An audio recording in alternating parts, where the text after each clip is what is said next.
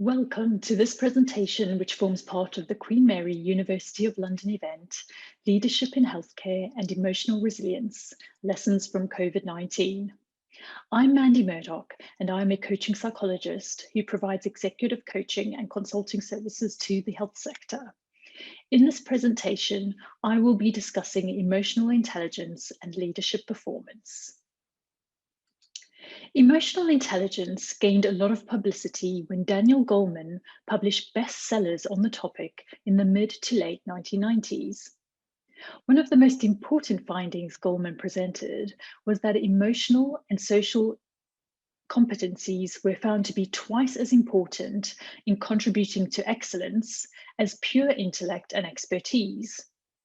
And emotional competence is particularly central to leadership, a role whose essence is to get others to do their jobs effectively.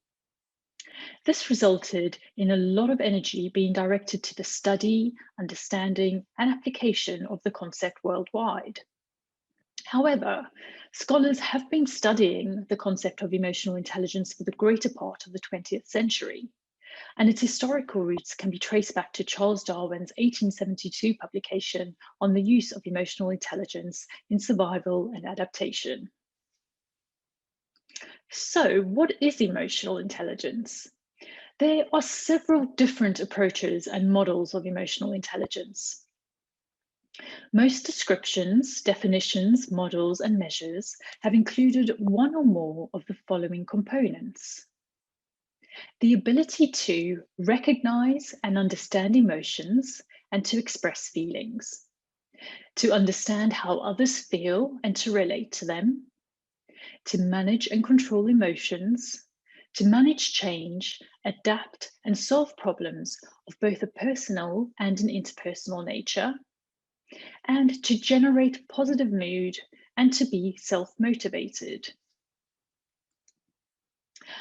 According to the Baron model, emotional social intelligence is an array of interrelated emotional and social competencies and skills that determine how effectively we understand and express ourselves, understand others and relate with them, and how we cope with daily demands and challenges.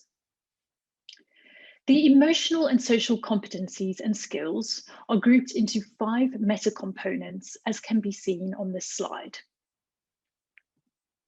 Number 1, interpersonal, which is defined as self-awareness and self-expression. Secondly, interpersonal. This can be defined as social awareness and interaction. Stress management is the emotional management and control. Adaptability is change management, and general mood can be defined as self-motivation. Each of these meta-components is divided into 15 subcomponents or factors, as displayed in the table on this slide.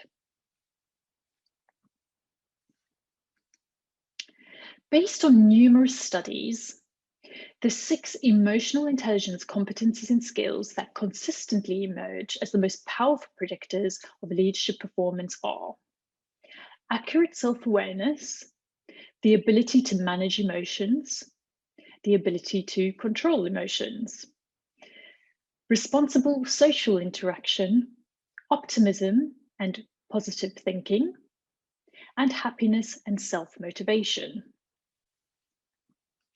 Individuals who demonstrate significant strengths in these 6 areas are expected to be successful and inspiring leaders who are capable of being people-oriented, process-oriented, and organization-oriented, as well as being well-grounded, action-taken, participative, and even tough-minded when they need to be. In Schoenis and Roche's 2020 book titled Leading with Feeling, their research identified 9 strategies of emotionally intelligent leaders. Strategy number 1, monitor the emotional climate. This involves actively looking for subtle signs of emotion in order to influence the course of events. For example, Taking action when detecting a potential problem, such as discouragement among the top management team, spilling over and infecting the rest of the employees. Strategy number 2, express your feelings to motivate others. Emotion expression is what sets charismatic leaders apart from others, and it plays an important role in group development, persuasion, and psychological safety. Expressing emotions can help leaders remember important details. In contrast, when we suppress our emotions, this uses up an awful amount of energy, and this energy gets siphoned away from problem solving. Strategy number 3, consider how your own behaviour influences others' emotions. So, for many decades, the conventional wisdom was that emotion has no place in the working world. And the ideal leader is somebody who's rational and who is unemotional. However, the reality is that emotion is inevitable when a group of people come together for an extended period to work on challenging tasks. If used effectively, a leader's moods and emotions can be a plus rather than a minus. Strategy 4, put yourself in others' shoes. This involves using your emotional intelligence to better understand not only how people feel, but also why people feel the way that they do. Strategy number 5 is decipher the underlying emotional dynamics of a situation.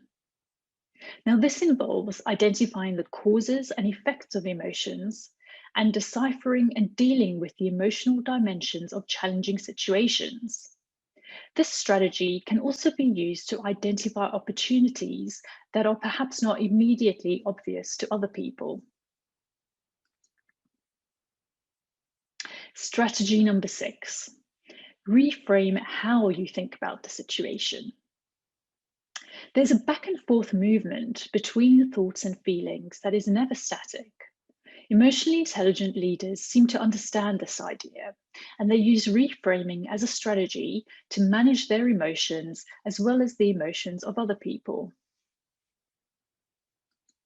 Strategy number 7, create optimal interpersonal boundaries. This involves using personal and interpersonal boundaries to manage emotions in a number of ways, knowing when to tighten them and when to loosen the boundaries. Strategy number 8 is seek out others for help in managing emotions. Emotionally intelligent leaders use their ability to accurately perceive and understand emotions to determine whom they can trust to help them to manage their own emotions and those of others. Strategy number 9, this involves helping others develop their emotional intelligence abilities. This strategy relates to bringing out the best in others. It involves continually looking for ways to create not just more emotionally intelligent people, but also more emotionally intelligent teams and organizations. Thank you for taking the time to watch this presentation. I hope it's helped you to develop your understanding of emotional intelligence and the way that this relates to resilience and to leadership performance. Thank you.